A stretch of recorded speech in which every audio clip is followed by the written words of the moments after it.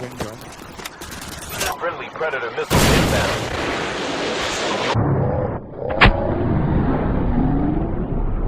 Alright guys, it's getting pretty worrying now. I can't lie. I mean, when I made my first video, we had just been through the entire, the airstrike that killed the general and everything was just getting ready to break down, right? So we didn't really know, what the reaction was going to be, but now we kind of know what the reaction was, and, I mean, Iran didn't, nuke us or anything, at least they haven't yet, if that's what they're planning on doing, but, it looks like things are about to ramp up pretty significantly in the coming days and weeks. Either that or there's a lot of posturing going on. I don't know. It's so hard to tell considering what all has happened. But America has done a few more airstrikes, if you guys did not hear. We've done a few more airstrikes. We killed some more militiamen, if that's the correct term to use. So basically, America, they kill this general and almost start a war with Iran. Everyone's kind of divided on the whole thing. Some people are like, oh yeah, you did good. Some people are like, oh, this is a really bad thing. This could, lead to a very bad conflict. But then America the next day is like, hey, you guys want to see something cool? Hey, boom, here's another one, bitch. So I'm not really sure, I'm not sure what the next plan is, but things are getting extremely, extremely serious. So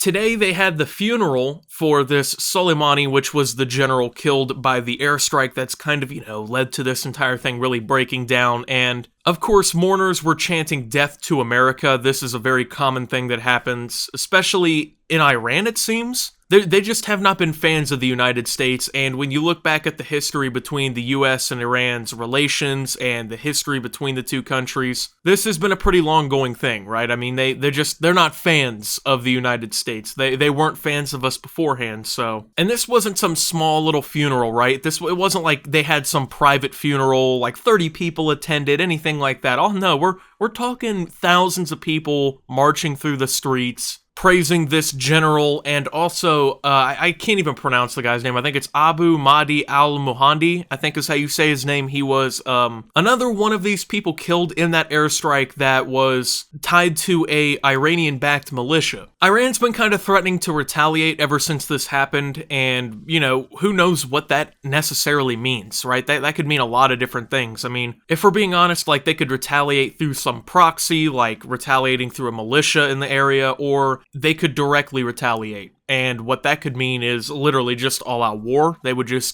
would be bad, but really shouldn't have to explain that. However, with all of these threats and everything, Donald Trump actually announced that the United States has targeted 52 Iranian sites representing the 52 American hostages taken by Iran in the Iranian hostage crisis, some at a very high level and important to Iran and the Iranian culture, and those targets in Iran itself will be hit, quote, very fast and very hard. The USA wants no more threats, I guess we're making threats to stop the threats. I mean, we should have saw this coming, the US, of course, was going to pull something like this. Did I think that they were going to get into the gunship and just start looking down on shit, ready to blow away 52 sites? Not necessarily, but Iran has said that their response to the entire thing will for sure be against the military and against military sites, most likely in the area. Who knows if they're being serious by that? I mean, literally, if they do anything to those sites, it's just gonna spark all-out conflict. I mean, let's be honest with ourselves. And then with all of this, the Iraqi parliament actually then voted to expel all United States soldiers from their country. From what I understand, there's essentially this agreement between the United States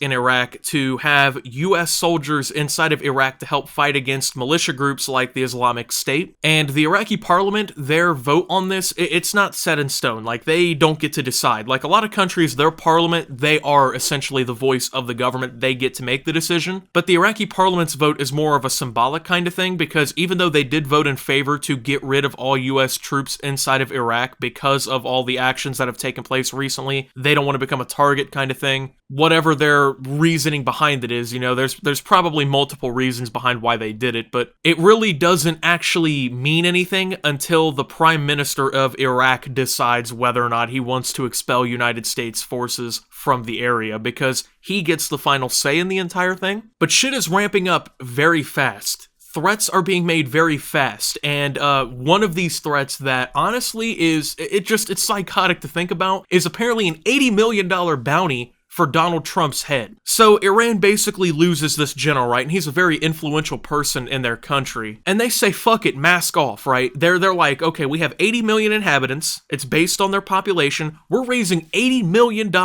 which is a reward for those who get close to the head of President Trump. That's what they said, okay? So essentially, these motherfuckers have set a Grand Theft Auto online bounty on the president's head. You know what I'm saying? Donald Trump was rolling around in his supercar through the streets of Los Santos, just fucking doing his thing. Not gonna lie, he kind of went back to his base and used the orbital cannon, may have taken out a rivaling motorcycle club's, leader. Kind of upset a lot of people by doing that. May have started, an entire lobby conflict. However, he now has a bounty on his head. And then the Iranian MP has reportedly threatened to attack the White House in response to a message from President Trump that promised severe consequences if Iran basically escalated the situation even further. So apparently Iran wants it to just be the Modern Warfare 2 campaign mission where you're fighting for the Washington DC. I'm not sure what's going on, but this shit is getting kind of worrisome. Okay, I can't even sit here and pretend. At this point, I'm just sitting here waiting, with the 3,742nd pick in the United States military draft, the U.S. Army selects Optimus. I'm just waiting on it right now. I'm just waiting on the phone call letting me know that I made it to the league. And I don't want the phone call. Trust me, I don't want the phone call. Like I said, I've played Call of Duty Modern Warfare already. I've played the campaign, I played that embassy mission. I really don't need to go through this bullshit again, but I mean, what the fuck is going on here? You know what I'm saying? Oh my god. It's all just kind of developing so fast that it's just hard to keep up with at this point. And it just, that just contributes to everything. That contributes to how, worrying that the whole situation has become for a lot of people, because usually if you can keep up with the news on something and you're like, yeah, okay, I understand what's going on here, I understand what this cause and effect is, yeah, I'm not so afraid of what's going on because, I can process what's actually happening. But right now, yeah, it's a complete fuck-all situation. One minute you're reading about, yeah, the U.S. has airstrike 13 people, yeah, they did this, Iran is expected to respond, and then Iran doesn't respond, but then 3 days later, they're like, oh yeah, by the way, 80 million for anyone who basically gets Donald Trump. The White House, yeah, it's targeted. Oh yeah, by the way, military installations in the Middle East, mark your days. It's like, what? They literally went into dialogue in Civ 5 and just used the declare war option on one another. They're just spamming the button to see how far it'll go, and they're just getting a perpetual, are you sure you want to declare war on the United States? And it's not going through yet, but eventually it's gonna fucking go through. And I'm relating everything to video games because, I mean, dude, it literally there's one of these situations that literally happened in the recent Call of Duty game. The whole embassy thing literally happened in Call of Duty. I mean, they predicted the future. I mean, how psychotic is this shit? And how far is it gonna go? I mean, for God's sake, man. I'm just sitting here trying to enjoy life, make YouTube videos, live my best life, and all of a sudden, we're about to get wrapped up into a goddamn war?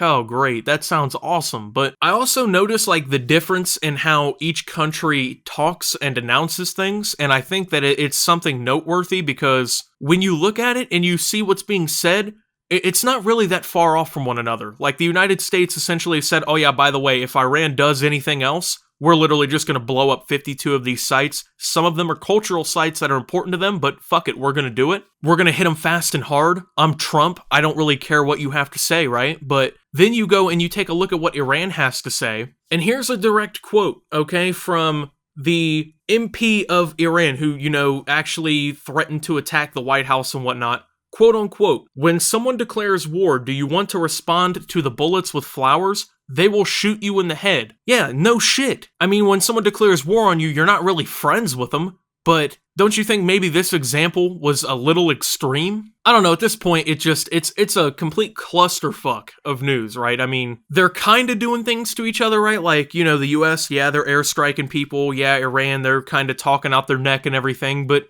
most of it seems to be kind of limited to game chat in a lot of ways. They're just kind of BMing in game chat, shit-talking one another. No bans or reports have been kind of filed on one another. Yeah, it'd be pretty cool if this didn't really escalate further, if we're being honest. But anyways, that's going to be it for this video, you guys. Thank you for watching. If you did enjoy, make sure to leave a like, subscribe if you're brand new around here on my channel, follow me over on Twitter at @SubToOptimus. I post memes, thoughts, and updates over there. It's a surefire way to get notifications of all my newest content. Thank you to my channel members, your support helps my channel tremendously. And until my next video, guys, this is Optimus, just watching the entire thing unfold and signing out.